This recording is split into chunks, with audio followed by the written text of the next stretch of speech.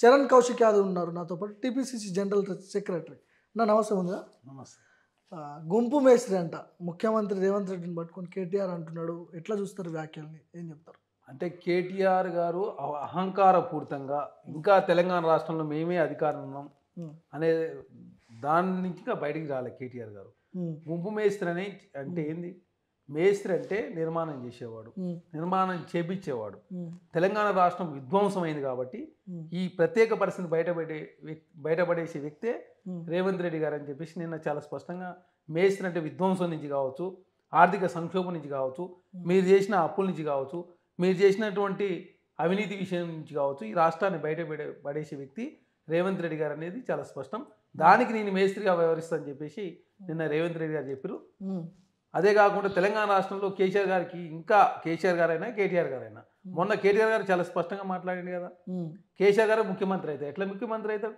తెలంగాణ రాష్ట్రం కాంగ్రెస్ పార్టీ అధికారం ఉన్నది, మాకు 64 మంది ఎమ్మెల్యేలు ఉన్నారు. అంటే తెలంగాణ రాష్ట్ర కాంగ్రెస్ ప్రభుత్వం కూల్దాం అనుకుంటున్నాం మేము? కాంగ్రెస్ పార్టీలో ఉరికిస్తావా? ఏం చేసినా ఉరికిస్తాం? మరి మీరు చేసిన గ్యారెంటీలు 100 ఉన్నాయి. మేము చెప్తాను 6 గ్యారెంటీలు అమలు కాకపోతే 100 రోజుల్లో ఖచ్చితంగా మా దృష్టి తెలంగాణ 6 గ్యారెంటీల మీదనే ఉంటుంది. తెలంగాణ ప్రజలు వదిలిపెట్టరు, మేము వదిలిపెట్టాము, మొత్తం బజార్లో బట్టలు ఇప్పే ప్రోగ్రామ్ తీసుకుంటామని మాట్లాడుతున్నాడు. బజార్లో మిమ్మల్ని బట్టలు ఇప్పే రోజులు దగ్గర ఉన్నాయి. ఎందుకంటే 6,75,000 కోట్ల అప్పు చేసి తెలంగాణ ధ్వంసం చేసి తెలంగాణను మొత్తం దోసుకొని విదేశాల్లో 1,00,000 కోట్లు మీరు పెట్టుబడులు పెట్టుకున్నారు.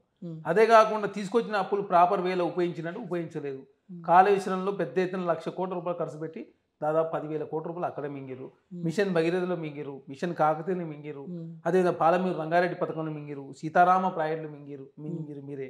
మొత్తం తెలంగాణ రాష్ట్రాన్ని విధ్వంసం చేసి భూములు మొత్తం తెలంగాణ రాష్ట్రం అపనంగా అమ్మి ధరణి పోర్టల్ పేరు మీద పెద్ద ఎత్తున తెలంగాణ రాష్ట్రంలో ఉన్నటువంటి ప్రభుత్వ సంస్థ భూములన్నీ కూడా మీరే అపనంగా కొట్టేసారు. కాబట్టి అన్ని విషయాలు బయటకు వస్తాయి. విజిలెన్స్ విచారణ జరుగుతూ ఉంది. విజిలెన్స్ విచారణ జరిగిన తర్వాత వాస్తవ విషయాలు బయటకు వస్తాయి. జ్యుడిషియరీ ఎంక్వైరీ జరుగుతుంది.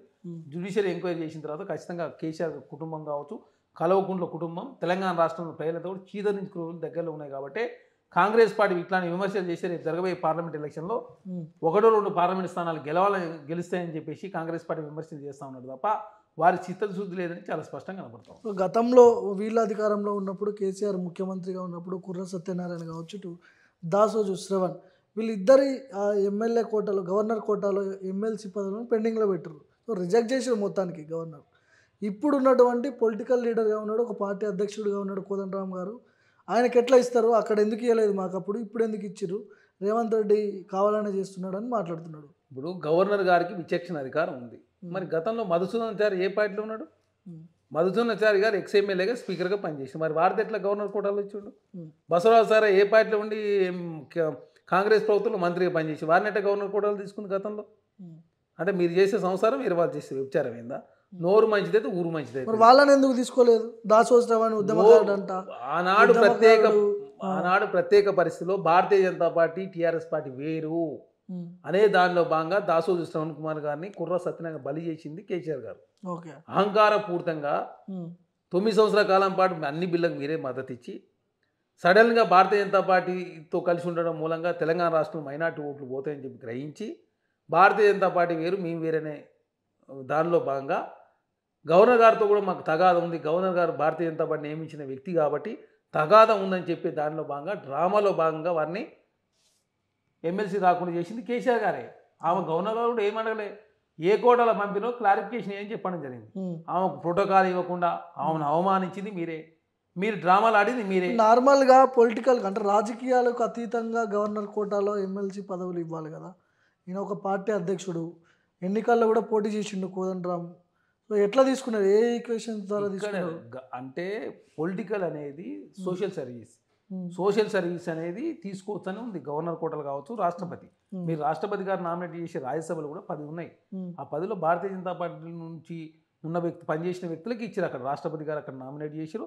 తెలంగాణ రాష్ట్రంలో 6 ఉన్నాయి. 6లో కూడా ఆల్రెడీ 4 అభ్యర్థుల్లో 3 అభ్యర్థులు టీఆర్ఎస్ పార్టీలో ఉన్న వ్యక్తులకు ఇవ్వడం జరిగింది. మధుసూదనాచారి గారు టీఆర్ఎస్ పార్టీలో స్పీకర్గా పనిచేస్తే వారికి ఇచ్చారు. బసవరాజాచారి గారు కాంగ్రెస్ పార్టీలో మంత్రి ఉంటే వారికి ఇచ్చారు. అదేవిధంగా ఇంకా ఇద్దరు గోరెటి వెంకన్న గారు అంటే ఏ పార్టీలో పనిచేయలేదు, వారు సాహితీవేత్త, అదేవిధంగా మంచి పోయేటు, వారికి ఇచ్చారు. అదేవిధంగా దయానంద్ గారు అని చెప్పేసి వారికి ఇవ్వడం జరిగింది. వీరి ఇద్దరి విషయంలో కూడా ఓన్లీ కేసీఆర్ గారి డ్రామాలో మాత్రమే బలయ్యేది చాలా స్పష్టం. Bharatiya Janata party BRS party 1 year నుంచి పెద్ద ఎత్తున టీఆర్ఎస్ పార్టీ భారతీయ వేరు అనే ప్రచారంలో భాగంగా వారిని బలి చేసింది తప్ప వారి చిత్తశుద్ధి లేదని చాలా స్పష్టంగా కనపడుతుంది. ఏమనంటే ఎరకల సామాజిక వర్గానికి ఇవ్వలేదు, ఎంపీసీకి ఇవ్వలేదని చెప్తా ఉన్నారు. మేము నిన్న టీఎస్పీఎస్ మెంబర్లో ఎరకల సామాజిక వర్గానికి సంబంధించిన వ్యక్తికి టీఎస్పీఎస్ మెంబర్ ఇచ్చినాం, మాదిగ సామాజిక వర్గానికి ఇచ్చినాం, అదేవిధంగా బీసీలు గౌడు యాదవ్కి ఇద్దరికి ఇచ్చినాం, మైనార్టీకి ఇచ్చినాం. 5 మంది ఇచ్చి ఒక ఓసీ సామాజిక రెడ్డి సామాజిక వర్గానికి సంబంధించిన వ్యక్తిని ఎందుకు తీసుకోవాల్సి అది వాస్తవంగా ప్రత్యేక ఈయన ఇదే మహేందర్ రెడ్డి గతంలో కేసీఆర్ హయాంలో డీజీపీగా పనిచేసిండు. ఇదే కోదండరామ్ సార్ లాంటి వాళ్ళని తలుపులు బద్దలు కొట్టి ఎత్తుకొని పోయారు, అరెస్టులు జరిగినాయి, ఇవన్నీ జరిగినాయి. సో ఎట్లా ఏ ఈక్వేషన్తో తీసుకున్నారు ఆయన చైర్మన్? అంటే ఎస్పీని చైర్మన్ చేయాలా, ఎస్పీని చైర్మన్ చేసినట్లయితే గతంలో వీరు పోలీస్ అకాడమీ డైరెక్టర్ పనిచేసారు, చాలా అనుభవం ఉంది కాబట్టి గతంలో కూడా పేపర్ లీకేజ్ కూడా కంప్యూటర్ ద్వారా మాత్రమే సాఫ్ట్వేర్ ద్వారా జరిగింది కాబట్టి టెక్నాలజీ అనేది పోలీసు డిపార్ట్మెంట్ వాళ్ళు ఎక్కువ వాడతారు. దాంతో ఈ పేపర్ లీకేజ్ కంట్రోల్ చేయాలని చెప్పేసి ప్రభుత్వం భావించింది కాబట్టి అప్లై చేసిన దాంట్లో ఐఎస్పీలలో మెరిట్ ఉన్న వ్యక్తి ఈయనే. కాబట్టి రాజకీయ సందర్భం విమర్శలు వేరు, రాజకీయాల్లో అధికారంకి వచ్చిన తర్వాత రాజకీయ విమర్శలు కాకుండా ప్రజలకు మెరుగైన పరిపాలన అందించాలా, నిరుద్యోగులు మంచి అంటే పేపర్ లీక్ కాకుండా ఎలాంటి పైరవులు తావలేకుండా ఉద్యోగాలు ఇవ్వాలని చెప్పి ప్రభుత్వం భావించింది కాబట్టి మెరుగైన వ్యక్తులను ఎలాంటి పైరవులు లేకుండా ఉన్నట్టు వ్యక్తులు మెంబర్లుగా చైర్మన్ నియమించింది ప్రభుత్వం. బీఆర్ఎస్ వాళ్ళు ఏం ఆరోపిస్తున్నారంటే రేవంత్ రెడ్డి కాబట్టి ఇంకో రెడ్డిని తీసుకొచ్చి పెట్టిండి ఇక్కడ ఈ ప్లేస్లో అని వాళ్ళు మాట్లాడుతున్నారు బీఆర్ఎస్ వాళ్ళు. చైర్మన్ గారికి మెంబర్లకి జస్ట్ చైర్మన్ ఏమో చీఫ్ సెక్రటరీ హోదా, మెంబర్లు ఏమో ప్రిన్సిపల్ సెక్రటరీ హోదా, వారికి వీరికి జీతభత్యాలు కూడా 50,000 తేడా ఉంటుంది. అందరు మెరిట్ ఇప్పుడు 5 మంది సోషల్ జస్టిస్ ఉండే విధంగా మైనార్టీ, బీసీలు 2, ఎస్సీ మాదిగా, అదేవిధంగా ఎస్టీ ఎరకల ఇంతమంది పెట్టిన తర్వాత మరి ఒక చైర్మనే కదా ఉన్నది. చైర్మన్ ఒకటి ఏం చేసేది ఉండదు, సభ్యులు చైర్మన్ అందరూ కూర్చొని మెజారిటీ నిర్ణయం ప్రకారం నిర్ణయం తీసుకోవాల్సి వస్తుంది. 5 మంది వీళ్ళు ఉన్నప్పుడు ఆయన కూడా ఎట్లా నిర్ణయం తీసుకు. ఇంకొకటి ఈ 5 మంది 6 మంది కూడా ఎవరు కూడా ఇంటర్వ్యూ బోర్డులు ఇంటర్వ్యూ చేసేవాళ్ళు కాదు, వీళ్ళు ఏదో సిలబస్ రెడీ చేసేవాళ్ళు కాదు, వీళ్ళకి సంబంధం కూడా ఉండదు. వాస్తవం చెప్పాలంటే వీళ్ళకి సంబంధం ఎలాంటి సంబంధం ఉండదు. అక్కడ పరిస్థితులను బట్టేసి ఆ కమిటీ డెసిషన్ బట్టి మాత్రం నిర్ణయాలు తీసుకుంటారు. కాబట్టి ఎలాంటి అవినీతి జరగదని చెప్పేసి అద్భుతమైనటువంటి వ్యక్తులను సెలెక్ట్ చేసిరని చెప్పేసి నిరుద్యోగులంతా సంతోషపడుతుంటే బీఆర్ఎస్ పార్టీ నాయకులకి ఏంటంటే వాళ్ళు ఉన్నప్పుడు 11 పేపర్లు లీక్ అయినాయి, పెద్ద ఎత్తున పేపర్లు అమ్ముకున్నారు, అవినీతి జరిగింది. కాబట్టి కాంగ్రెస్ ప్రభుత్వం మంచి అద్భుతమైన పాలన అందిస్తూ ఉంది, మంచి అధికారులు నియమిస్తూ ఉన్నారని చెప్పేసి కాంగ్రెస్ పార్టీ మీద విమర్శ చేస్తూ ఉన్నారు. అది చాలా స్పష్టంగా ఈసారైనా మరి కేసీఆర్ హయాంలో లీకులు, గ్రూప్ 2 రద్దులు ఇవన్నీ జరిగినాయి. ఒక్కసారి కూడా గ్రూప్ 2 పరీక్ష నిర్వహించలేదు వాళ్ళు. మీ దగ్గరకు వచ్చేసి మీ ప్రభుత్వం వచ్చింది, 2 లక్షల ఉద్యోగాలు అన్నారు ఏడాదిలో, ఫుల్ఫిల్ చేస్తారా, ఇంప్లిమెంట్ చేస్తారా, పూర్తి స్థాయిలో అవుతాయా లేకపోతే మళ్ళీ ఇట్లనే ఉంటుంది? 2 లక్షల ఉద్యోగాలు అనేది 2024 చివరి డిసెంబర్ మాసం వరకు పూర్తి చేస్తామని చెప్పేసి ఆల్రెడీ ముఖ్యమంత్రి గారు ప్రకటించారు. అదే కాకుండా నిన్నటి నుంచి నిన్న నియమించారు, తర్వాత ప్రమాణ స్వీకారం చేసిన తర్వాత తక్షణమే వాళ్ళు రివ్యూల్ చేయడం జరుగుతుంది. అదేవిధంగా సిలబస్ ఫ్రేమ్ చేసుకొని పారదర్శకమైనటువంటి టీఎస్పీఎస్ ఉండాలని చెప్పేసి యూపీఎస్సీ పోయి విజిట్ చేసిన తర్వాత మాత్రమే తెలంగాణ రాష్ట్రంలో నోటిఫికేషన్ వేసి నోటిఫికేషన్లో అప్లై చేసుకున్న వ్యక్తుల్లో ఉన్నట్టు మెరుగైన వ్యక్తులను గుర్తించి ఇంటెలిజెన్స్ రిపోర్ట్ తీసుకున్న తర్వాత మాత్రమే నియమించారు. రేపు కూడా ఖచ్చితంగా ఉద్యోగాల విషయంలో ఎలాంటి పేపర్ లీకేజ్ లేకుండా క్వాలిటీతో ఉన్నటువంటి ఎగ్జామ్స్ నిర్వహించాలని చెప్పి ప్రభుత్వం భావిస్తూ ఉంది. కాబట్టి దానిలో భాగంగా నిర్వహిస్తూ ఉన్నారు. అదే కాకుండా భవిష్యత్తులో కూడా 2 లక్షల ఉద్యోగాలకు సంబంధించి ఈ సంవత్సరమే పూర్తి చేస్తామని చెప్పి ముఖ్యమంత్రి గారు ప్రకటించారు. దానికి కాంగ్రెస్ ప్రభుత్వం కట్టుబడి ఉంది. రేవంత్ ఏక్నాథ్ షిండే అంటున్నాడు, కేటీఆర్ ఏక్నాథ్ షిండే అంట, ఉన్న ఎమ్మెల్యేలందరినీ తీసుకొని బీజేపీలో పోయినా ఆశ్చర్యం లేదన్నట్టు మాట్లాడుతున్నాడు. అంటే డైరెక్ట్గా చెప్పలే కానీ ఇండికేషన్స్ అవే కనిపిస్తూ ఉన్నాయి ఇక్కడ. ఏక్నాథ్ షిండే అంటే ఎట్లా చూడొచ్చు దీన్ని? ఏక్నాథ్ షిండే అనేది బీఆర్ఎస్లో పుట్టబోతా ఉన్నాడు. దానిలో భాగంగా ఆల్రెడీ హరీష్ రావా?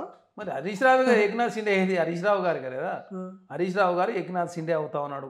కాకపోతే బీఆర్ఎస్ పార్టీ 2గా చీల్చి వారే ప్రతిపక్షం 2గా చీలిపోయే అవకాశం బీఆర్ఎస్ పార్టీ ఉంది.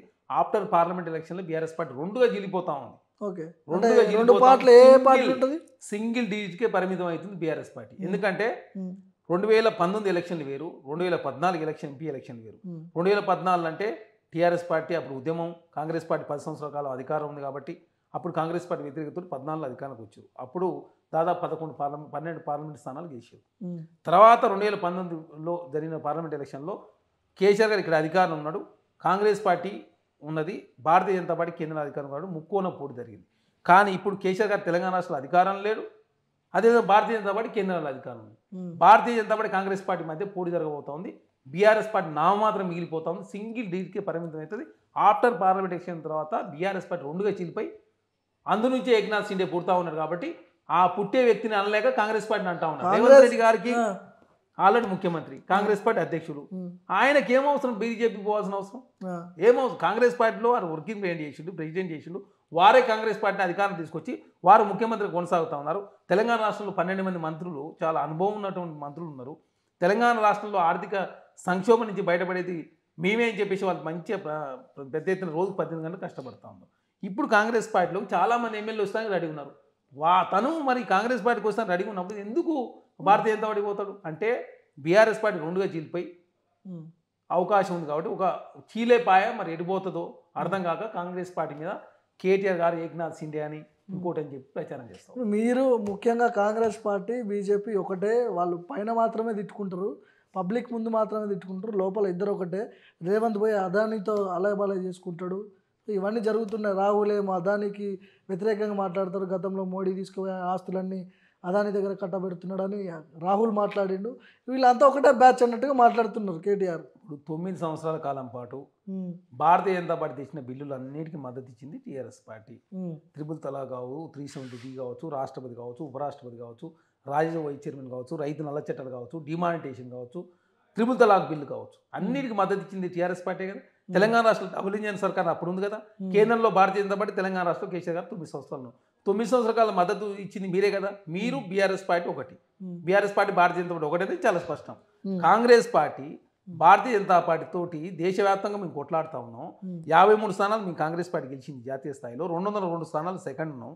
మేమే దేశంలో రేపు అధికారం రాబోతున్నప్పుడు భారతీయ జనతా పార్టీ కాంగ్రెస్ పార్టీ ఎట్లా ఒకటవుతుంది? భారతీయ జనతా పార్టీ బీఆర్ఎస్ ఒకటైతే చాలా స్పష్టంగా కనపడతా ఉంది. భవిష్యత్తులో బీఆర్ఎస్ పార్టీ 1-2 ఎంపీలు గెలిస్తే బీఆర్ఎస్ పార్టీ భారతీయ జనతా పార్టీకో లేకపోతే ఆనాడు అధికారంలోకి వచ్చిన పార్టీకి తాకట్టు పెట్టి దానిలో భాగంగా 2 ఓట్లు రావాలి. కాబట్టి ఖచ్చితంగా కాంగ్రెస్ పార్టీ నుంచి కాంగ్రెస్ పార్టీ ఇట్లాంటి విమర్శలు చేస్తే కనీసం ఓట్లు వస్తాయని చెప్పి, మినిమం అన్న ఓట్లు వస్తాయి, మినిమంగా సీట్లను గెలవాలన్న ఒకే దురుద్దేశంతో తప్ప వారి చిత్తశుద్ధి లేదని చాలా స్పష్టంగా కనపడతాం. ఓకే, సో లోక్సభ ఎన్నికలకు వచ్చేసరికి ఎట్లా ఉండబోతుంది ఫైట్? ఎవరెవరికి ఉంటుంది? మీకు బీజేపీకి ఫైట్ ఉండబోతుందా? మళ్ళీ కేసీఆర్ బయటకు వస్తున్నాడంట, పులి బయటకు వస్తున్నదంట, జాగ్రత్తగా ఉండాల్సిన అవసరం ఉంది మీరు కూడా. మరి ఎట్లా చూస్తారు దీన్ని? పులి బయటకు వస్తే బోన్లు వేసి బంధిస్తామని చెప్పేసి ఆల్రెడీ ముఖ్యమంత్రి గారు ప్రకటించారు. అయినా పులి జనవాసాలు తిరిగి జనాలు ఎందుకు ఊకుంటారు? దాన్ని బంధించి అడవుల కన్నా పంపాలా, లేకపోతే జూ పార్కులలో బంధించాలా? దానికి రెడీగా ఉన్నాం కాంగ్రెస్ పార్టీగా. అదే కాకుండా అదాని వ్యవహారం ఇలాగ అడిగి నేను దానికి సమాధానం చెప్పలేదు. దానికి కంటిన్యూషన్ ఏంటంటే, అదాని కావచ్చు, అంబానీ కావచ్చు, లేకపోతే కేసీఆర్ గారి కుటుంబం అయినా తెలంగాణ రాష్ట్రంలో చట్టబద్ధంగా వ్యాపారం చేస్తే తెలంగాణ రాష్ట్ర కాంగ్రెస్ ప్రభుత్వంగా మీరు బీఆర్ఎస్ పార్టీ అని చెప్పి మేము అనం. మాది ప్రజాప్రభుత్వం, ప్రజల శ్రేయస్ కోసం, తెలంగాణ బాగోగుల కోసం పార్టీలకు అత్తగా మీరు మంచి వ్యాపారం చేస్తని, చట్టం లోబడి వ్యాపారం చేస్తే మేము ఒప్పుకుంటాం. దానిలో భాగంగా అదాని గారు చట్టాన్ని లోబడి తెలంగాణ రాష్ట్రంలో వ్యాపారం చేస్తానని చెప్పేసి వచ్చింది కాబట్టి మేము ఒప్పుకున్నాం. ఆయన చట్ట విరుద్ధంగా వ్యాపారం తెలంగాణ రాష్ట్రం చేస్తుంటే మేము ఒప్పుకోము. 420 వ్యతిరేకం. 420 హామీలు అంట కదా మీరు? 420 హామీలు అంటే 420 హామీలు ఇచ్చిన మాట వాస్తవం, దానికి కట్టుబడి ఉన్నాం. మేము ఖచ్చితంగా చేస్తాం. ఆల్రెడీ 2 గ్యారెంటీలు చేస్తా ఉన్నాం. ఈ నెల చివరి వారంలో లేకపోతే ఫస్ట్ వీక్లో 2 గ్యారెంటీలు చేస్తా ఉన్నాం. ఇచ్చిన మాట ప్రకారం కాంగ్రెస్ పార్టీ కట్టుబడి ఉంది. కర్ణాటక రాష్ట్రంలో ఆల్రెడీ నిరుద్యోగ వృద్ధి కూడా ఇస్తా ఉన్నారు. కర్ణాటక రాష్ట్రంలో మేము రాజస్థాన్లో గతంలో 500 రూపాయలు సిలిండర్ ఇస్తానని చెప్పి ఇచ్చినాం. హిమాచల్ ప్రదేశ్లో పాత పెన్షన్ ఇస్తానని చెప్పి ఇచ్చినాం. ఛత్తీస్గఢ్లో కూడా గిట్టుబాటు ధర ఇచ్చినాం. తెలంగాణ రాష్ట్రంలో ఇచ్చిన గ్యారెంటీలు అమలు చేయడానికి సిద్ధంగా ఉన్నాం. కాకపోతే 6,71,000 కోట్ల అప్పు ఉంది కాబట్టి తెలంగాణ రాష్ట్రంలో అప్పు పుడతలేదు. ఈ ఆర్థిక సంక్షోభం నుంచి బయటపడేసేది కాంగ్రెస్ పార్టీ అని చెప్పి ప్రజలంతా నమ్మి మాకు ఓట్లు వేసారు. ఆర్థిక వనరులు ఎక్కడి నుంచి సమకూర్చుకోవాలా, ఖర్చులు ఏ విధంగా తగ్గించుకోవాలని చెప్పేసి మా మంత్రులంతా కూడా 18 గంటలు కష్టపడతా ఉన్నారు, అధికారులు, మంత్రులు, ముఖ్యమంత్రి గారు.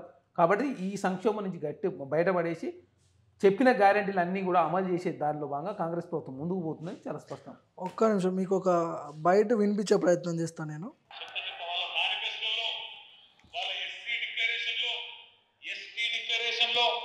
బీసీ డిక్లరేషన్ లో, మైనారిటీ డిక్లరేషన్ లో, యూత్ డిక్లరేషన్ లో, మహిళా డిక్లరేషన్ లో, రైతు డిక్లరేషన్ లో నేను వెంటలే తమ్మి నాకేం వలను కించపరిచే ఉద్దేశం లేదు. మొత్తం కలిపి కూడితే సరిగ్గా 420 హామీలైన కాంగ్రెస్ పార్టీ సరిగ్గా 420 అది 420 హామీలు కాంగ్రెస్ పార్టీ ఇచ్చిన హామీలు. ఈ హామీలు నిలబెట్టకపోతే కాంగ్రెస్ పార్టీ బట్టలు విప్పి నగ్నంగా రోడ్డు మీద నిలబెట్టవలసిన బాధ్యత మనదే ఉంటుందని చెప్పి ఇడిచిపెట్టాం. ఎట్టి పరిస్థితుల్లో ఇడిచిపెట్టాం. పెద్ద పెద్ద మాటలు చెప్పారు కదా, 2 లక్షల రుణమాఫీ డిసెంబర్ 9 చేస్తా. అక్క నువ్వు బిల్లు కట్టకు, సోనియమ్మ కడుతుంది జనవరి నుంచి అన్నాడు. మరి కట్టకుండా ఊకుందాం. గుడి కట్టలే. సో అది మొత్తానికి ఆ 6 గ్యారెంటీ అమలు చేయకపోతే రోడ్డు మీద బట్టలు ఇప్పుతారంట. వాడి పేరు ఎక్కడిది? వాళ్ళ బీఆర్ఎస్ పార్టీని రేపు జ్యుడిషియల్ ఎంక్వైరీ జరిగిన తర్వాత వాళ్ళ అవినీతి బయటకు వస్తూ ఉంటే తెలంగాణ రాష్ట్రంలో వారినే బట్టలు ఇస్తారు ప్రజలు. ఇప్పటికే బట్టలు ఇస్తా ఉన్నారు. 6,71,000 కోట్లు అప్పు చేసిండు, ఉద్యమ నాయకుడు అని చెప్పి తెలంగాణ మొత్తం ధ్వంసం చేసిందని చెప్పేసి ప్రజలంతా తిరుగుబాటు చేస్తూ ఉన్నారు. కాబట్టి రేపు పార్లమెంట్ ఎలక్షన్లో సింగిల్ లీడ్కే పరిమితం అవుతుంది బీఆర్ఎస్ పార్టీ. అదేదో మెదక్ గెలిద్దాం అనుకుంటే మెదక్లో ఉన్నటువంటి ఎమ్మెల్యేలు ఆ పార్టీలో ఉండే పరిస్థితులే లేరు. మెదక్లో ఉన్నటువంటి ఎమ్మెల్యేలు అంతా ఆ పార్టీలో ఉండకుండా వాళ్ళేదో చేసే ప్రయత్నం జరుగుతుంది. ఇదెక్కడి పాపం అని చెప్పేసి కేటీఆర్ గారికి భయం వేస్తుంది. కాబట్టి కాంగ్రెస్ పార్టీ ఇట్లాంటి విమర్శలు చేస్తూ ఉన్నారు. ఇట్లా అంటే ఇంత ఘాటు వ్యాఖ్యల్ని ఎట్లా చూడుస్తారు మీరు? ఈజీగా తీసుకుంటారు దీన్ని ఎట్లా? మేము కేటీఆర్ గారిని కావచ్చు, కేసీఆర్, భారతీయ జనతా పార్టీతో మాత్రమే కాంగ్రెస్ పార్టీ పోటీ ఉన్నది. ఈ పోటీలో కాంగ్రెస్ పార్టీ 12 నుంచి 14 స్థానాలు గెలవబోతా ఉన్నాం. మిగిలిన స్థానాలు 1-6 బీజేపీ వస్తుంది. ఒక సీట్ ఎంఐఎం వస్తే బీఆర్ఎస్ పార్టీ 1 లేదో అసలు 0 అయ్యే పరిస్థితి కనపడతా ఉంది. కాబట్టి కాంగ్రెస్ పార్టీ ఇట్లాంటి విమర్శలు చేస్తాం. 6 నెలల పాటు విమర్శలు చేయని చెప్పింది టీఆర్ఎస్ పార్టీ. 6 నెలలను చెప్పి 3 రోజులు కాకముందే కాంగ్రెస్ ప్రభుత్వం కూలిపోతుంది, కాంగ్రెస్ ప్రభుత్వం చెప్పిన గ్యారెంటీలు అమలు చేయాలా, 420 హామీలు ఇచ్చిరు అని చెప్పి కాంగ్రెస్ పార్టీ విమర్శలు చేస్తూ ఉంటారంటే మరి మీకు చిత్తశుద్ధి లేదని చాలా స్పష్టంగా కనపడతాం. మీరు 6 నెలల పాటు ప్రశ్నించమని చెప్తూనే మమ్మల్ని ప్రశ్నిస్తున్నారంటే రేపు పార్లమెంట్ ఎలక్షన్లో ఖచ్చితంగా ఓట్లు సాధించాలంటే కాంగ్రెస్ పార్టీ ఇట్లాంటి విమర్శలు చేస్తే ఎవరన్నా నమ్ముతారని చెప్పేసి కాంగ్రెస్ పార్టీ ఇట్లా విమర్శలు చేస్తాం. మరి భారతీయ జనతా పార్టీ మీరు ఎందుకు విమర్శలు చేయరు? మీరు భారతీయ జనతా పార్టీ కేంద్రంలో ఉంది కదా, విభజన హామీలు ఏది నెరవేర్చలేదు. 9 సంవత్సరాల కాలం పాటు మీరే కలిసి ఉన్నారు. ఈనాడు తెలంగాణ రాష్ట్రానికి జాతీయ ప్రాజెక్టుగా పాలమూరు రంగారెడ్డి గుర్తించలేదు. ఇప్పుడు అసలు ఈ 2022 తర్వాత తీసేసిన వారే చెప్తా ఉన్నారు. మాకు చిత్తశుద్ధి ఉంది కాబట్టి కేంద్రంలో భారతీయ జనతా పార్టీ నరేంద్ర మోడీ గారి అధికారంలో ఉన్నా కూడా మాకు ఎలాంటి శతభిషలు లేవు, రాజకీయాల సందర్భంలో రాజకీయాలు చేస్తాం. కేంద్రంలో భారతీయ జనతా నరేంద్ర మోడీ గారు ఉన్నా కూడా తెలంగాణ ప్రయాణాలు మా ముఖ్యమని చెప్పి ముఖ్యమంత్రి గారు భావించి 3 సార్లు కేంద్రంలో మంత్రుల్ని ప్రధానమంత్రి గారు కలిస్తే మెహదీపట్నంలో ఉన్నటువంటి డిఫెన్స్ ల్యాండ్ సంబంధించి క్లియర్ అయింది. అక్కడ ఫ్లైఓవర్ రాబోతా ఉంది. అంటే అదేవిధంగా వెనుకబడిన జిల్లాలకు సంబంధించిన నిధులు కూడా మొన్ననే కేంద్ర ప్రభుత్వం రిలీజ్ చేసింది. తెలంగాణ రాష్ట్రంలో కూడా మాకు శతభిషాలు లేవు, రాజకీయాల సందర్భంలో రాజకీయాలు మాత్రం చేసినాం. మేమేదో రాజకీయంగా బీఆర్ఎస్ పార్టీనో భారతీయ జనతా పార్టీనో అనవసరంగా బదనాం చేయాలనే ఆలోచన మాకు లేదు. వాస్తవాలు మేము మాట్లాడుతూ ఉన్నాం. కాళేశ్వరం ఏం జరిగింది, మిషన్ భగీరథ ఏం జరిగింది, మిషన్ కాకతీయ ఏం జరిగింది, అదేవిధంగా టీఎస్పీఎస్లో ఏం జరిగింది, గతంలో టీఆర్ఎస్ పార్టీ ఇచ్చిన హామీలు అన్నీ కూడా చాలా ఉన్నాయి. ఇప్పుడు 100 మీటర్ల దూరంలో బీఆర్ఎస్ని బొందబెడతా, గొయ్యి తీసి బొందబెడతా, అడ్రస్ లేకుండా చేస్తా అని మాట్లాడుతున్నాడు సీఎం హోదాలో ఉండి ఇలాంటి వ్యాఖ్యలు చేయొచ్చా? కరెక్ట్. మరి తెలంగాణ ఇంత విధ్వంసం చేసి తెలంగాణ మొత్తం దేశంలో నెంబర్ 1 చేసిన, తలసరి వినియోగం పెరిగింది, విద్యుత్ వినియోగంలో తెలంగాణ నెంబర్ 1, తెలంగాణ ఆదాయం నెంబర్ 1, రైతుల ఆదాయం రెట్టింపైందని చెప్పినావు కదా, బ్రోకర్ మాటలు చెప్పినావు. కాబట్టి అది బట్టబాజీ మాటలు అని చెప్పేసి నిరూపణ అయినాయి. కాబట్టి రేవంత్ రెడ్డి గారు అట్లాంటి వ్యాఖ్యలు చేశారు. వాస్తవాలు కదా, 6,71,000 కోట్లు అప్పు చేసి పప్పు కూర తిన్నట్టుంది ఇది. అప్పు చేసి పప్పు కూర తిని ఆ అప్పు చేసిందన్న ప్రాపర్ వేలో ఉపయోగించలే. కాళేశ్వరం 1,00,000 కోట్లు పెడితే 1 ఎకరం కూడా నీళ్ళు రావట్లే. మరి ఇప్పుడు సూర్యాపేటకు కాళేశ్వరం నీళ్లు బంద్ అయినాయి. మీకు తెలుసుగా కాళేశ్వరం నీళ్లు బంద్ అయినాయి. మరి సూర్యాపేటకు నీళ్ళు ఎక్కడి నుంచి వచ్చినాయి? మొన్నటి వరకు ఏం చెప్పారు? మేము కట్టినటువంటి కాళేశ్వరం ప్రాజెక్ట్ ద్వారా సూర్యాపేటకు వచ్చినాయని చెప్పారు. ఇప్పుడు మొన్న వాటర్ వచ్చినాయి సూర్యాపేటకి. ఎక్కడి నుంచి వచ్చినాయి? మరి ఎక్కడి నుంచి వచ్చినాయి? మేము కట్టిన ప్రాజెక్టుల మూలంగానే వచ్చినాయి కదా. శ్రీపాద ఎల్లంపల్లి కావచ్చు, అదే మానేరు డ్యామ్ కావచ్చు, అక్కడి నుంచి వాటర్ వస్తున్నాయి కాళేశ్వరం నీళ్ళు అని చెప్పేసి పెద్ద ఎత్తున ప్రచారం చేసుకొని తెలంగాణ రాష్ట్రంలో 2వ సారి అధికారంలోకి వచ్చినావు. 3వ సారి ప్రజలంతా గ్రహించారు కదా, తెలంగాణ రాష్ట్రంలో విధ్వంసం చేసినావు, నువ్వేం చేయలేదు. తెలంగాణకి మొత్తం అప్పులు చేసి నువ్వు 1,00,000 కోట్లు దోసుకున్నావు. నీ కుటుంబం బాగుపడదు, నీ కులపోలు బాగుపడరు, అదేవిధంగా నీ మూలంగా కాంట్రాక్టర్లు బాగుపడరు. తెలంగాణ రాష్ట్రంలో సమాజం అంతా దివాలా తీసింది, ప్రభుత్వం అంతా దివాలా తీసిందని చాలా స్పష్టంగా కనపడతా ఉంది. కాబట్టి ప్రజలంతా కూడా బీఆర్ఎస్ పార్టీ తిరస్కరించారు. రేపు పార్లమెంట్ ఎలక్షన్లో మొత్తం ఘోర పరాభవంతో టార్గెట్ ఎన్ని సీట్లు కాంగ్రెస్ తెలంగాణ 12 స్థానాల నుంచి 14 స్థానాలు కాంగ్రెస్ పార్టీ గెలవబోతా ఉంది. ఖచ్చితంగా తెలంగాణ రాష్ట్ర ప్రజాప్రభుత్వం, ప్రజలు ఏదనుకుంటే అది చేయడానికి కాంగ్రెస్ పార్టీ సిద్ధంగా ఉంది. కొన్ని నిర్ణయాల విషయంలో ఇప్పుడు మీరు చూసిరు, మేము ఫార్మాసిటీ విషయంలో వెనక రద్దు చేద్దాం అన్నమాట వాస్తవం. ప్రజల నుంచి పెద్ద ఎత్తున రివోల్ట్ అయ్యారు. వద్దు ఫార్మాసిటీ ఉండాలని చెప్తే పొల్యూషన్ లేకుండా ఏ విధంగా ఫార్మాసిటీ నిర్మించవచ్చు అని చెప్పేసి ప్రభుత్వం భావించింది కాబట్టి కమిటీ వేసి ఫార్మా విలేజ్ పెట్టాలని చెప్పేసి ఎక్కడైతే విలేజ్లు పెట్టినట్లయితే ఒక్కనే కాకుండా అన్ని ప్రాంతాలు విస్తరించినట్లయితే అక్కడ ఉపాధి పెరుగుతుంది, పొల్యూషన్ తగ్గుతుంది అని చెప్పి ప్రభుత్వం భావించింది. ప్రజల నిర్ణయం ప్రకారం ప్రభుత్వం నడుచుకుంటా ఉంది. ఓకే. అదేవిధంగా మెట్రో విషయంలో కూడా అదే అనుకున్నాం. మెట్రో ఎక్కడైతే తక్కువ ఖర్చుతో ఎక్కడ మెట్రో తీసుకోవచ్చు, అదేవిధంగా మెట్రో ఎక్కడ దీన్ని తీసుకుపోతే ప్రజల సౌకర్యంతో ఉంటుందని చెప్పి ప్రభుత్వం భావించింది కాబట్టి దానిలో అలైన్మెంట్ కూడా చేంజ్ చేసిన సందర్భం. ప్రజలు ఏదనుకుంటే చేయడానికి కాంగ్రెస్ ప్రభుత్వం సిద్ధంగా ఉంది. ప్రజావాణి నడుస్తూ ఉంది. సెక్రటరీకి యథేచ్ఛగా ప్రజలు వస్తూ ఉన్నారు. అదేవిధంగా మీడియా కూడా తెలంగాణ రాష్ట్రంలో వార్తలు ప్రచారం చేయదని మేము చెప్తలేం. మీరు వాస్తవాలు ప్రచారం చేసుకోవచ్చు, అదే వాస్తవాలు రాసుకోవచ్చు అని పేపర్లు కూడా మేము ఎక్కడో నిర్బంధాలు విధించలేదు. వాస్తవాలు రాయండి, రాస్తే మేము కూడా ప్రభుత్వం తరఫున పరిష్కరించేది పరిష్కరిస్తాం, పరిష్కరించలేమని చెప్తామని చెప్పేసి చాలా స్పష్టంగా తెలంగాణ రాష్ట్రంలో ప్రజాస్వామ్యం బతుకుండాలని చెప్పి కాంగ్రెస్ పార్టీ కోరుకుంటా ఉంది. దానిలో భాగంగా 3 రోజుల పాటు అసెంబ్లీ జరిగితే ప్రతిపక్షాలకు మంచి టైం ఇచ్చి, ప్రతిపక్షాలు బయటికి పోతుంటే కూడా మీరు కూర్చొని మీరు మాట్లాడుతుంటే మేము వినాలా, మేము చెప్పేదానికి మీకు సమాధానం చెప్పాలా, మీరు అడిగిన మీరు సమాధానం చెప్తాను సిద్ధంగా ఉన్నామని చెప్తే అప్పుడు కూడా అసెంబ్లీలో ఇష్టం వచ్చిన మాట్లాడేది. అంటే తెలంగాణ రాష్ట్రంలో విధ్వంసమైనటువంటి ప్రజాస్వామ్యాన్ని కాపాడే దానిలో భాగంగా కాంగ్రెస్ ప్రభుత్వం ముందుకు పోతా ఉంది. దానిలో భాగంగా నీళ్లు, నిధులు, నియామకాలు, ప్రజాస్వామ్యం, తెలంగాణ అస్తిత్వం ఉండాలని చెప్పి కోరుకుంటా ఉన్నాం. లాస్ట్ నుంచి 2 పిలుపులు అయినాయి. ఈ 3 విషయాల్లో కూడా కాంగ్రెస్ పార్టీ ఒక మంచి ఉద్దేశంతో ముందుకు పోతా ఉంది. ఎప్పటికప్పుడు ప్రజా సంఘాల సలహాలు కావచ్చు, పత్రికల సలహాలు కావచ్చు, మీడియా సలహాలు కావచ్చు, ప్రతిపక్ష పార్టీల సలహాలు తీసుకుంటూ అదేవిధంగా మేధావుల సలహాలు తీసుకుని ప్రభుత్వం తెలంగాణ రాష్ట్రంలో కాంగ్రెస్ ప్రభుత్వం ముందుకు పోతుందనేది చాలా స్పష్టంగా కనబడుతుంది. రైట్. థ్యాంక్ యూ అండి చరణ్ కౌశిక్ గారు. Anyway thank you so much. So ఇది మొత్తానికి అధికార పార్టీ వాళ్ళు, ప్రతిపక్ష పార్టీ వాళ్ళు ప్రతి విమర్శలు చూస్తూ ఉన్నాం మనం.